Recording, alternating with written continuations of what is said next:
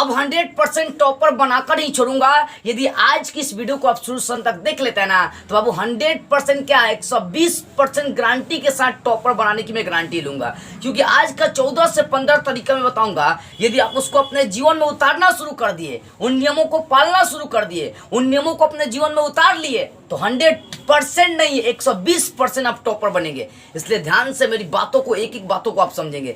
Topper बनने के लिए आपको क्या क्या करना चाहिए, कैसे पढ़ना चाहिए, कैसे क्या करनी चाहिए, कब स्कूल जाना चाहिए, कब कोचिंग जाना चाहिए, कब क्या करना चाहिए, कब क्या क्या नहीं करना चाहिए, सारी बातों को हम लोग समझते हैं। देखो, सबसे पहली बात, टॉपर बनने के लिए आपको सिलेबस को समझना होगा। सिलेबस का मतलब पैटर्न को समझना होगा। पैटर्न आपके एग्जाम में किस टाइप से प्रश्न करते हैं, क्या 2 नंबरिया प्रश्न करता है, क्या 5 नंबरिया प्रश्न करता है, क्या ऑब्जेक्टिव प्रश्न करता है। पैटर्न को पहले क्या करिए, समझिए, और उसके अनुसार अपना टाइम बांट दीजिए। टाइम बांटने का मतलब क्या होगा, अगर मान लीजिए जैसे बिहार बोर्ड वाले बच्चे की बात करते हैं, तो बिहार बोर्ड में आपको ऑब्जेक्टिव 2 नंबरिया 5 नंबरिया प्रश्न करता है, 3 टाइप का प्रश्न करता है। तो तीनों टाइप पर सोचिए, अगर 2-2 घंटा टाइम देंगे तो 6 घंटा, और उसके अलावा और विषय पे भी आप टाइम दे सकते हैं। तो कहीं ना कहीं पहले सिलेबस, अपने पैटर्न को समझना होगा। उसके अनुसार आपको टाइम टेबल, टाइम शेड्यूल बनाना पड़ेगा कि कब मुझे कौन सा चैप्टर पढ़ना है, कब सिलेबस पढ़ना है। कम से कम टॉपर बनने के लिए 7 से 8 घंटे आपको पढ़ना पड़ेगा, ठीक है, टाइम टेबल बनाना पड़ेगा। तीसरी बात है रेगुलर स्टडी। अब क्या होता है, कई बच्चे आज पढ़ लिए तो सोचते छोड़ो कल नहीं पढ़ेंगे, परसों पढ़ेंगे, मन मार देते। ये मन मारना ही आपके टॉपर के सपने को बर्बाद करती है।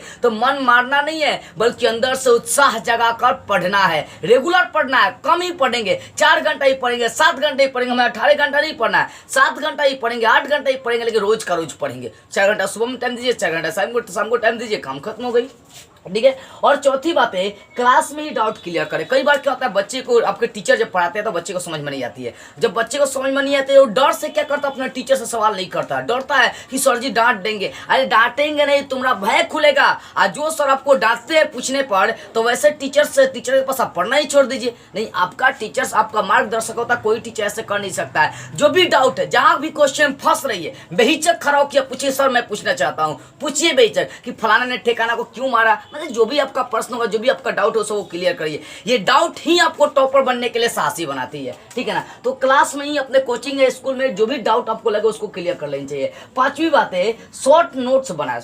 क्या है कि आपका जो भी चैप्टर्स पढ़ाई हो रहे हैं उन सभी का नोट्स बनाइए। जो इंपॉर्टेंट क्वेश्चन लग रहे हैं उनका शॉर्ट में क्या करना, आपको नोट्स बना लेना है। नोट्स आपके एग्जाम के टाइम बहुत ही हेल्प करते हैं आपको टॉपर बनाने में, तो नोट्स आपके पास होना चाहिए। और छठी बात है, सेल्फ स्टडी। सेल्फ स्टडी का मतलब स्वयं से मेहनत करना होगा। अब मान लीजिए आपके स्कूल में, कोचिंग में आप पूरा टाइम से किताब खत्म कर दिया गया और भैया आपने पढ़ाई करी ही नहीं, घर पर मेहनत करी ही नहीं, तो नहीं। टॉपर बनने के लिए आपको स्कूल कोचिंग से ज्यादा घर पर मेहनत करना पड़ेगा। 1 घंटे भी आप कोचिंग पढ़ते हैं तो घर पर आप 7 घंटे 5 घंटे मेहनत करिए। 2 घंटे 4 घंटे स्कूल पढ़ते थे, घर पर आने के बाद उससे दुगुना आप यहाँ पर पढ़ाई करिए। तो सेल्फ स्टडी ही आपको टॉपर बनाती है। तो सेल्फ स्टडी पर ज्यादा फोकस करें। कोचिंग स्कूल से ज्यादा आपका मायने रखता है सेल्फ स्टडी, ठीक है।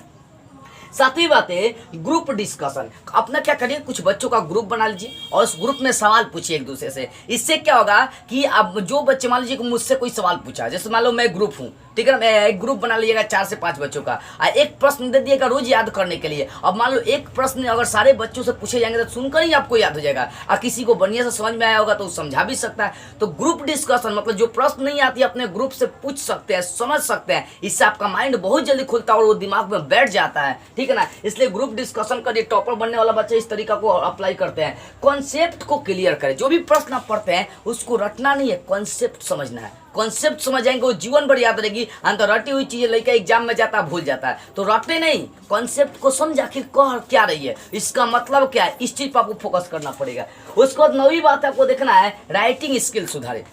राइटिंग स्किल का मतलब राइटिंग अच्छा होना चाहिए। क्या होता है ना, कई बार बच्चे सब चैप्टर भी अच्छा क्लियर होता है, उनको पूरा याद भी रहता है और एग्जाम में जाते भी हैं, लिखते भी है, पूरा लिखते हैं, एकदम भर पेपर लिखते हैं, लेकिन फिर भी नंबर अच्छा नहीं आ पाता। इसके पीछे का रीजन है राइटिंग।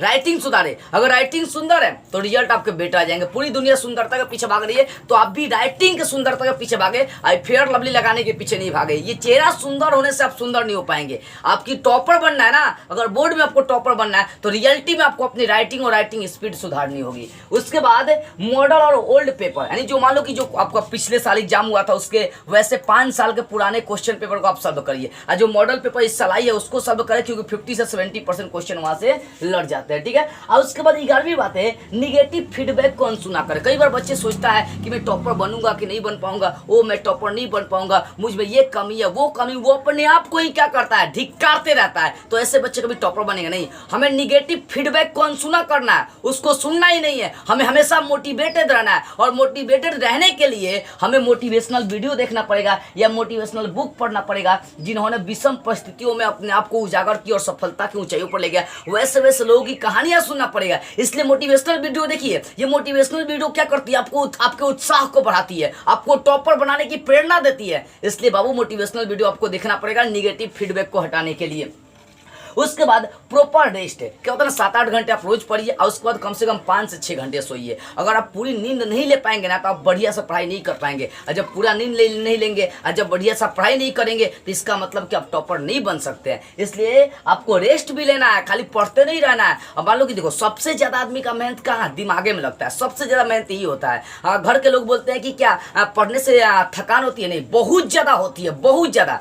आप दिन भर काम करिए और दिन भर आप पढ़ लीजिए, दोनों में देखिए सबसे ज्यादा एनर्जी किसमें खपत आपकी होती है। तो पढ़ाई लिखाई में एनर्जी बहुत लॉस होती है, माइंड काम करना आपका बंद कर देगा और 12 घंटा आप पढ़ लीजिएगा। इसलिए सोना भी जरूरी है। अगर आप नहीं सोएंगे तो आपका माइंड ही काम नहीं करेगा, करेंगे कुछ होगा कुछ। कहता नहीं कि इसका दिमाग हैंग कर रहा है, तो का है कि पूरा नींद नहीं लिया है, इसी कारण से उसका दिमाग हैंग करना शुरू करता है। तो प्रॉपर आपको रेस्ट भी लेना है। तो ये 14 ऐसे तरीका है जिनको अप्लाई करके टॉपर बन सकते हैं। तो आज और अभी से अप्लाई करना शुरू करिए और टॉपर बनिए। क्या आपको लग रहा है कि इस वीडियो से आपको कुछ सीखने को मिली है? अगर मिली है तो इस वीडियो को, मेरी आवाज को भारत के हर कोने तक फैलाइए, ताकि मुझे भी थोड़ा सा सपोर्ट मिल सके। क्या ऐसे ऐसे वीडियो आप चाहते हैं? कमेंट करके बताइए। जय हिंद।